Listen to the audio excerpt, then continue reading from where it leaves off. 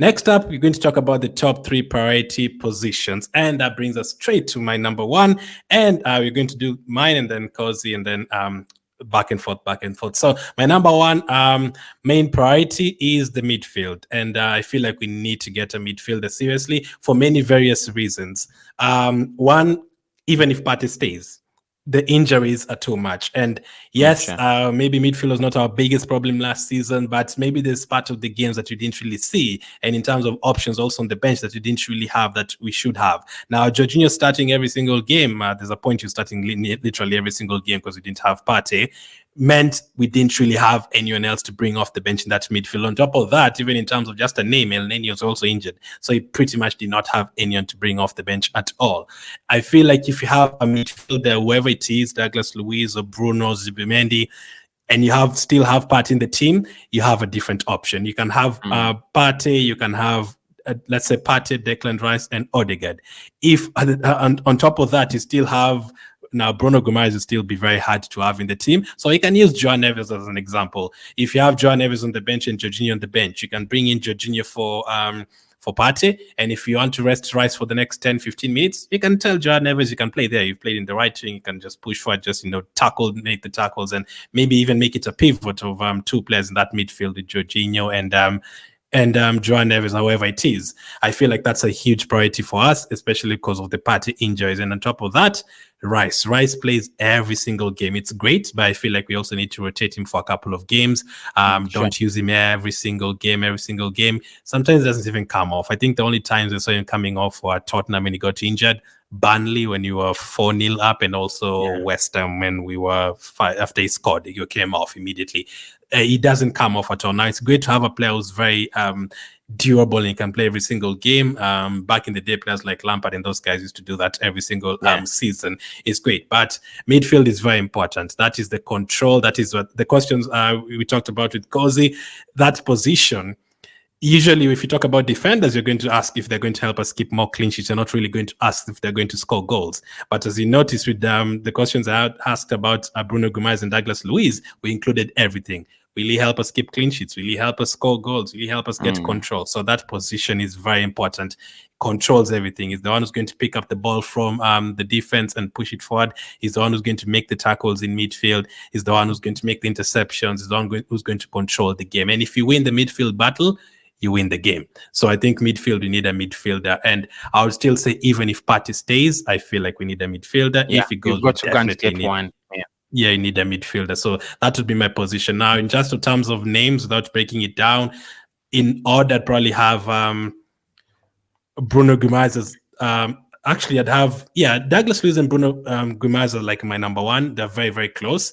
And then João Neves is still an option. But as I broke down on Cozy's video yesterday, it's different. If we're getting João Neves and getting Onana at the same time, I'm okay with that. But if it's just one midfielder, like a player like Bruno Guimaraes or Douglas Luiz, if it's just a one and not coming in a package. So that's my number 1 midfielder is my number 1 priority. What's yours? Number 1 priority for me, we've got to go and strengthen that forward line. That is the number 1 priority. Like, I'm thinking Arsenal's squad remains the same, right? Before we touch any blocks, before selling anyone, before bringing in anyone, the number 1 priority is strengthening that forward line. Oh my God, if you're going against Man City, they are a cheat code. Jeremy Doku is a cheat code. And we talk about all the other players, but Jeremy Doku's impact in the last few games, he was an absolute joke, really an absolute joke. Like, Pep Guardiola could bring him on just to go and make things happen, and he would make things happen. I loved that. Now, I think one of the managers that we have had that loved such changes was Arsene Wenger. Like, Arsene Wenger could throw in an Alex Oxlade-Chamberlain, and he would make an impact in a game. He would throw on such a player, and the game would change. Or he bring in a Brzezinski, and you could see changes. Maybe not score goals, but you could see that there is the intensity, the speed, and the sharpness with which we play. As one of the things maybe I loved about Arsene Wenger, he made his substitutions late as well. At times like Mikel, but 70 minutes. Yeah. He had that 7. That true, but you could see he didn't have a lot of quality, but he knew that if they are going narrow, I'm bringing in Alex Oxlade-Chamberlain. If they are blocking us wide, I'm introducing Thomas Rosicky to to rip them apart. So for me, it's the forward line, and there are two things to talk about the forward line. One, immediate quality to upgrade the starting 11. If the team thinks Martinelli is going to come back and Trossard is going to perform better than that, and Saka, of course, is untouchable, and maybe Kai is untouchable as well, then immediate squad depth with a game changer like Jeremy Doku. Now, in terms of the first option, I thought about two players only, but of course, there's so many others as well. I thought about Kavica Kvaratskhelia, who I know will be leaving Napoli if nothing changes. I think PSG wants him. Napoli will want to stand in his way. But if a good offer comes in around 100 million and it is serious, I think the player will agree personal terms, and already De Laurentiis will actually sell as well. Sorry, wait. So you're saying left wing is your main priority? For me, left wing is my priority. I've said it before. I've said it and I'll say it again. Yeah, left wing at the moment is my priority, because this is the reason. I know we need a backup for Saka, and we've been craving for one. But I'm going to tell you this, everyone watching, Mikel Arteta, with Bukayo Saka 50% fit, he will never drop him. He will never, ever, unless it's a serious injury, like we have seen maybe at the end of the campaign, or maybe he's keeping him for the Euros. He's going to play him in every single game for 90 minutes, right? I think that's a game where we were really angry. Arsenal were leading 3-0, and it was I think 80 minutes. And Saka actually goes down. He's had a bad kind of clash, and he just keeps him on. And he takes off Trossard and brings on Gabriel Martinelli, and he keeps him on. And I'm like, why are you doing this, right? So for me, it's a waste of time to tell Mikel Arteta, we are going to give you a £60 million backup for Saka, because he will never use him. It's the same as having Ramsdale on the bench. He will never use them. So we would rather get that 60 million and do a couple of sales, add another maybe 20 million to make it 80, or 50 million to make it 75, and go and strengthen that left wing. And I mean, we've been ruthless. We've been ruthless with Ramsdale, right?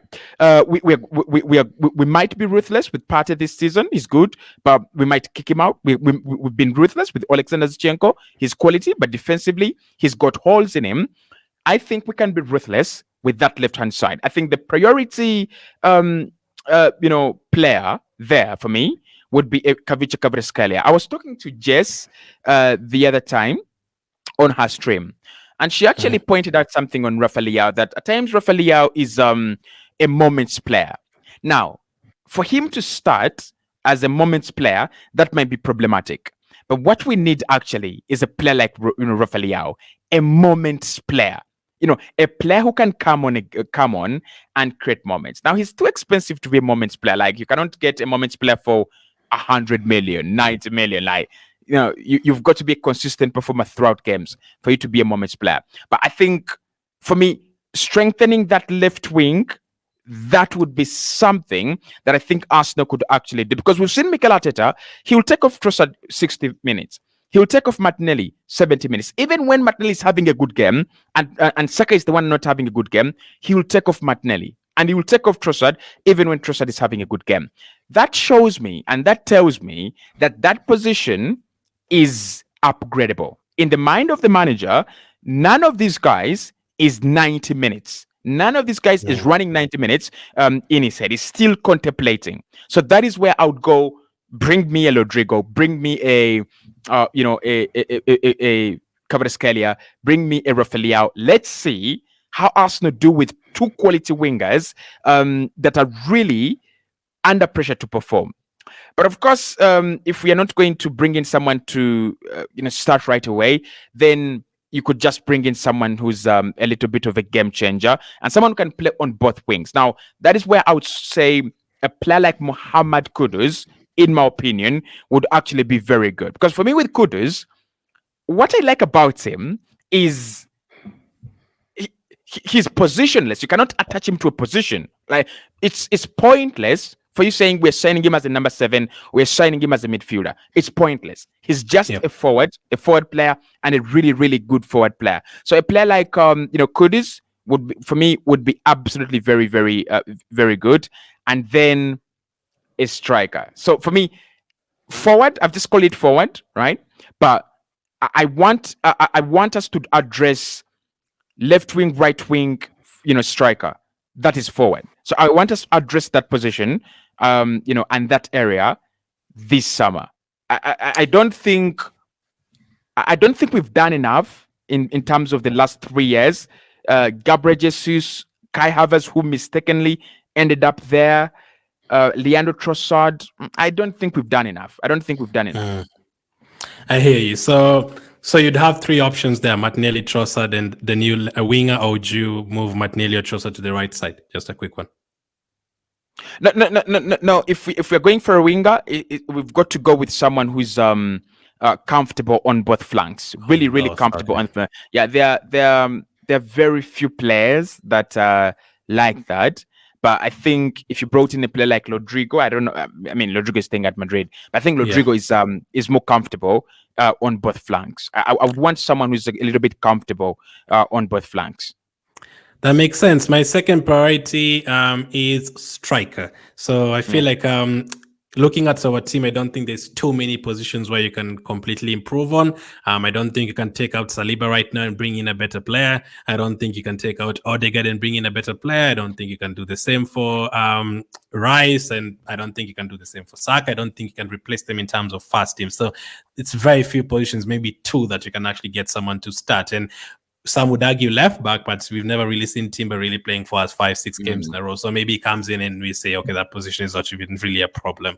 So for me, it's the striker. Not because you have a problem there. I've always said I don't really think that's why it's not my number 1 priority in this one as well, because I've still seen Arsenal scoring 88 plus goals twice in the last 2 seasons without an out-and-out striker. Last season without Martinelli scoring goals, without Jesus scoring goals, without Nketiah really playing, missing Vieira almost the whole season as a backup number 10. So, and you still managed to score 90 goals. Now, some might argue, yes, you might not be as lucky with set pieces. I don't think it's luck. I think we work on them.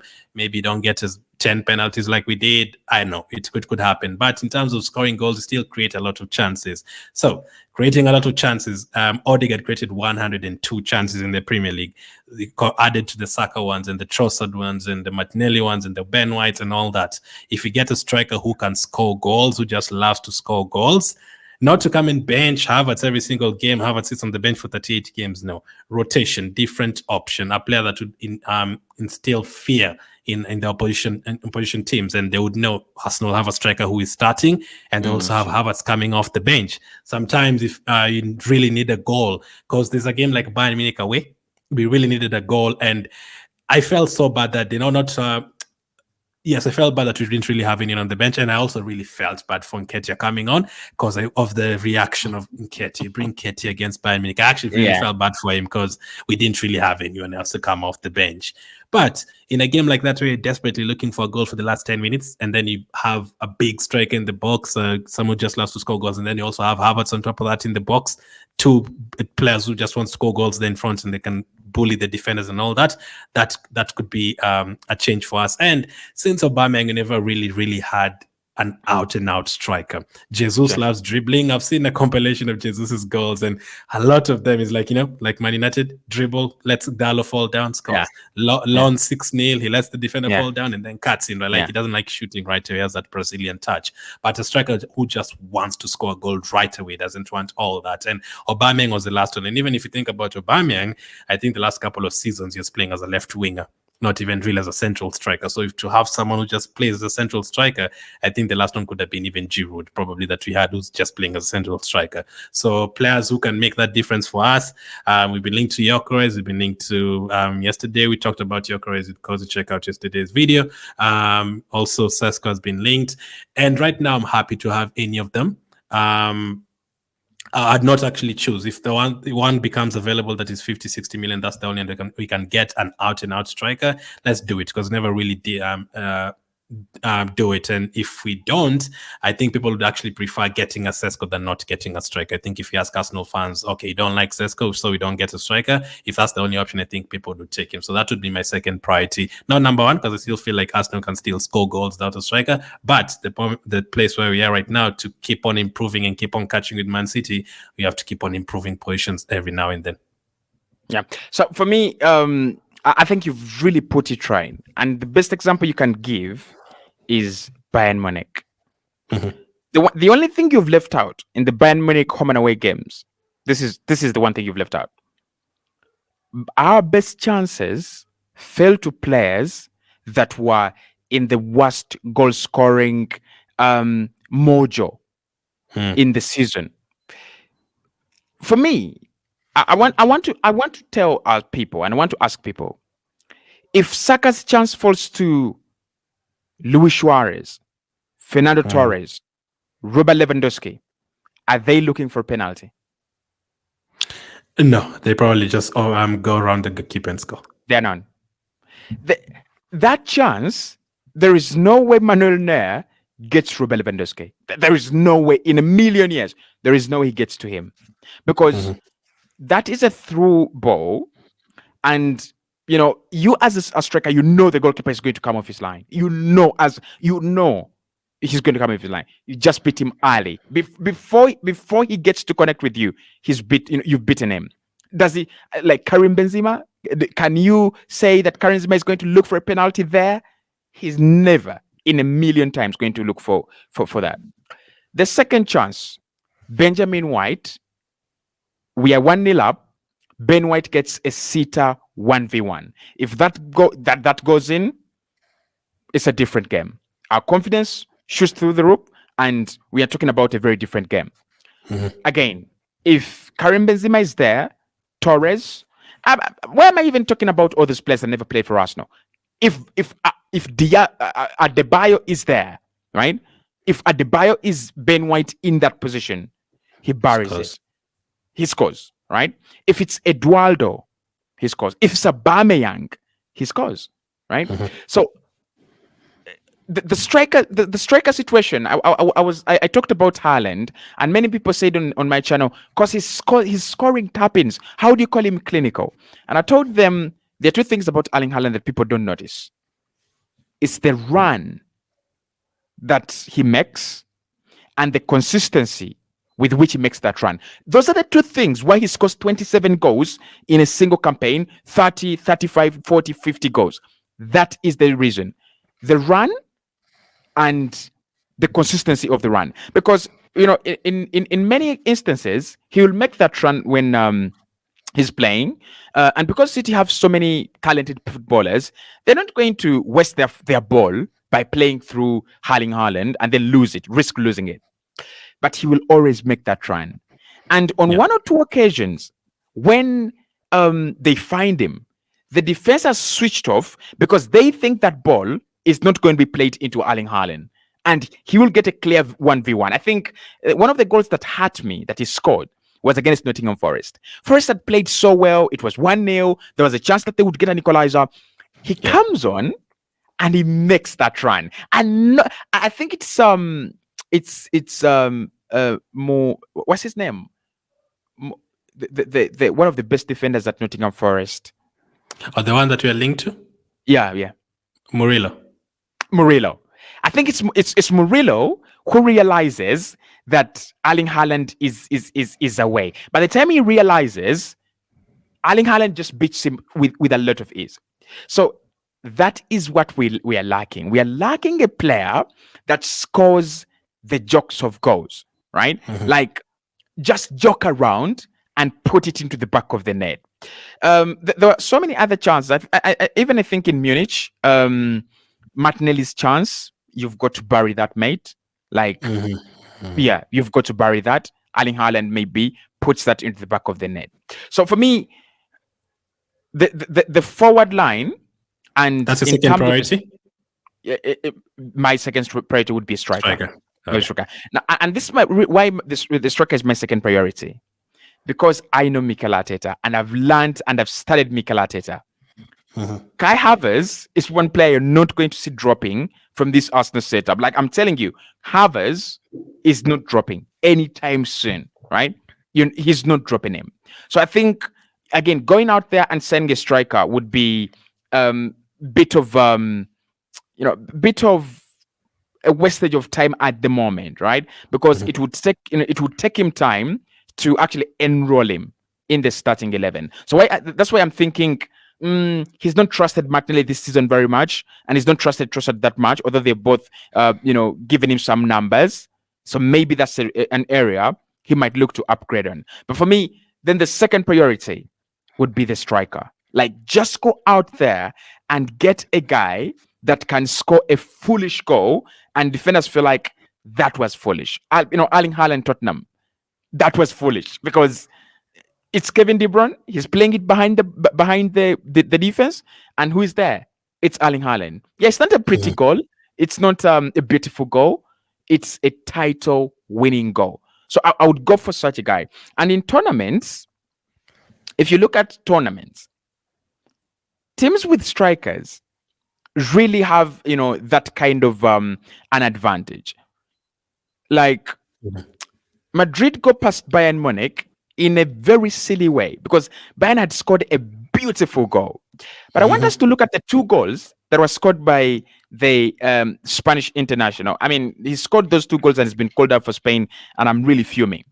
But Joselu is in the penalty area in those positions because his education is all about being there.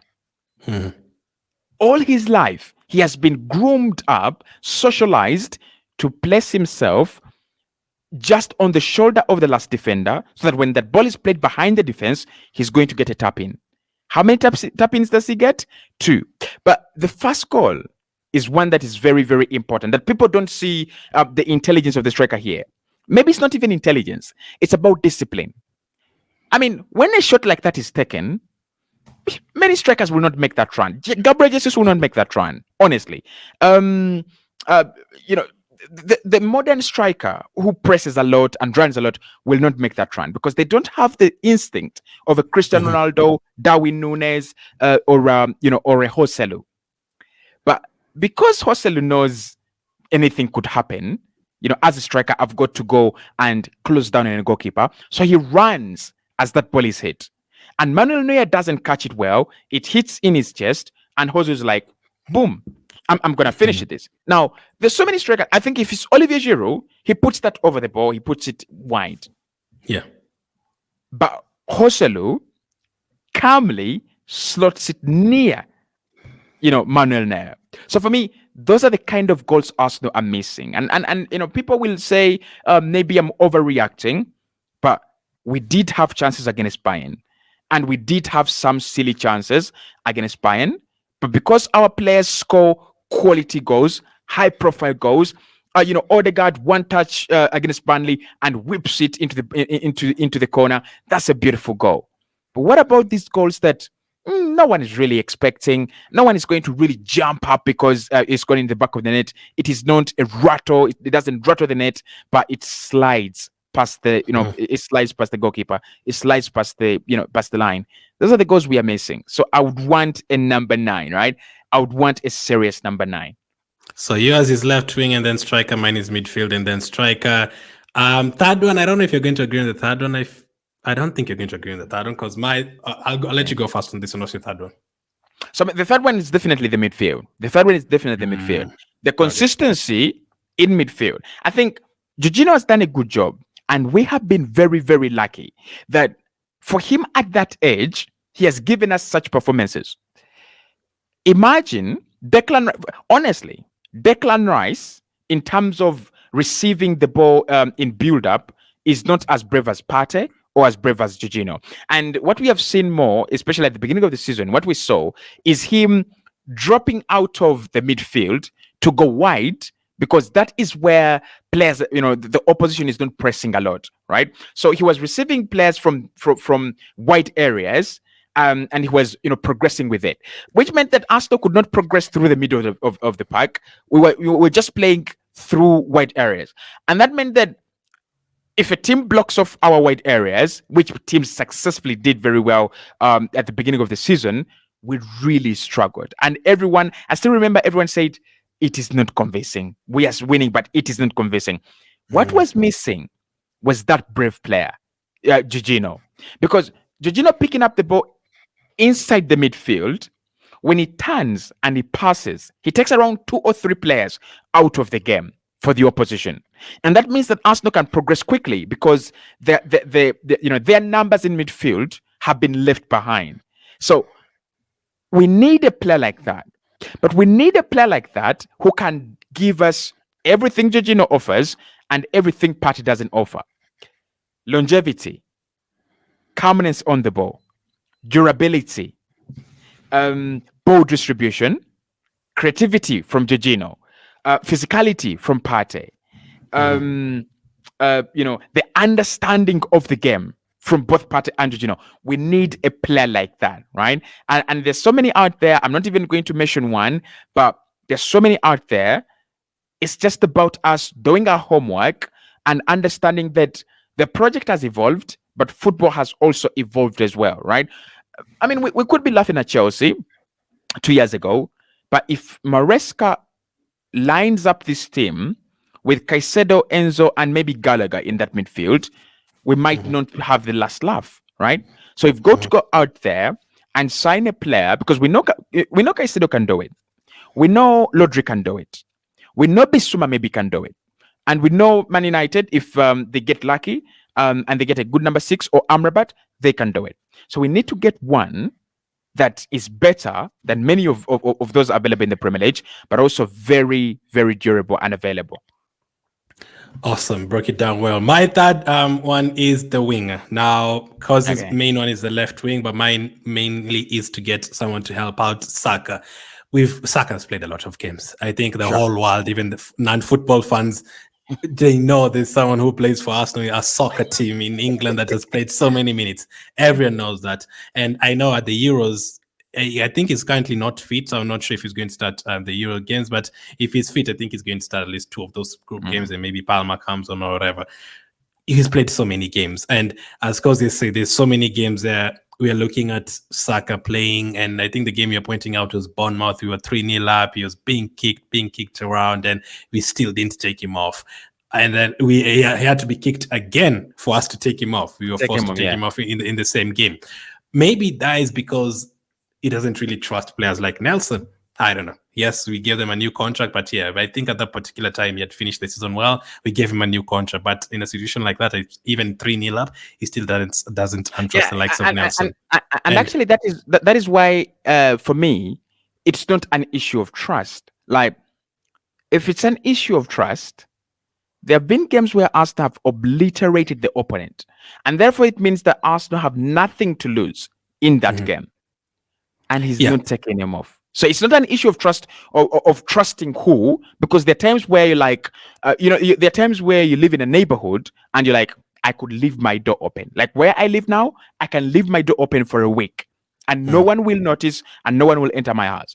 I think we've been in such situations where Mikel Arteta can leave his door open with Saka, and he has decided not to, because for me, he's trying to create a star player. I think he wants him to be the face of his Arsenal project. He wants to be the superstar. He wants him to be the super boy of this Arsenal project. That's what I think. Because there's no other explanation why you have Fabio Vieira, who's played there, why you have Reece Nelson, who's played there, and you've given him a contract for playing there, by the way. We know he can do it. We know that Kai Havertz can, drift out. We know that Jesus can drift out. You have options, right? The season is coming to an end. Just give them options and protect Saka. No, he doesn't. But I feel like we had someone like a Kudus there, he'd be able to bring him on. I also feel like part of it is part of trust, because if you're 2-0 up, it feels like if I take out Saka and then we concede a goal, do I really trust Fabio Vieira to do the same thing that Saka has? I don't think so. And also, Saka's been injured this season, a couple of games, which he has missed. But whoever we've brought on, I know Jesus did well against Man City on the right wing.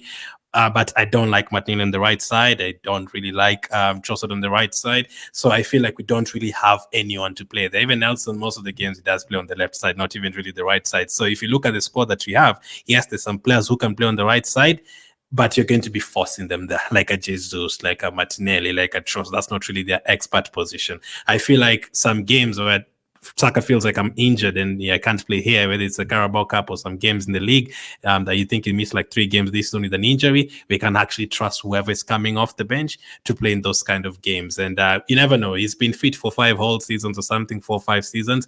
It might not be the case. He might end up missing games, and maybe it has learned now that you can't play him every single day. If you have on a Wednesday you have Southampton at home, and on the weekend you have Liverpool away, you have to find a way to rest a couple of players that Wednesday for them to be fit on the weekend. So for me, I wouldn't really get a 70 million, 80 million winger. I do feel what you're saying about getting a left winger who can play as a right winger, like players like that, or a Liao or Kvashin on the left side.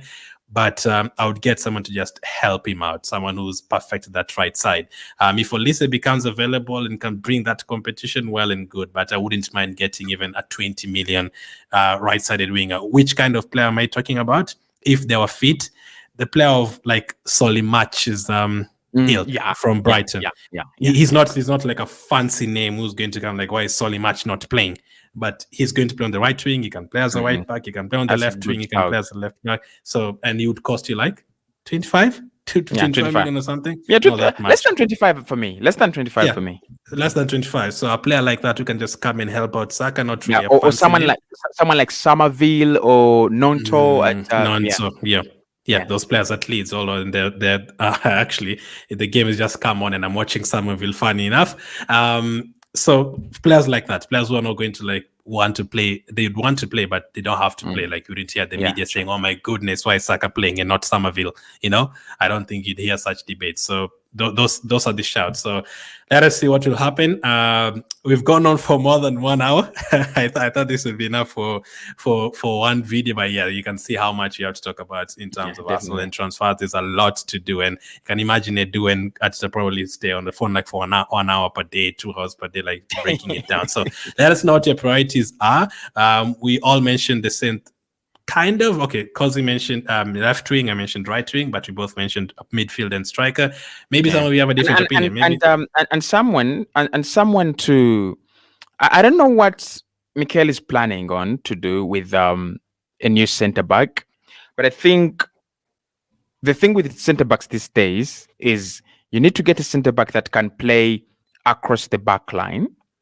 And I think we are still missing that one player.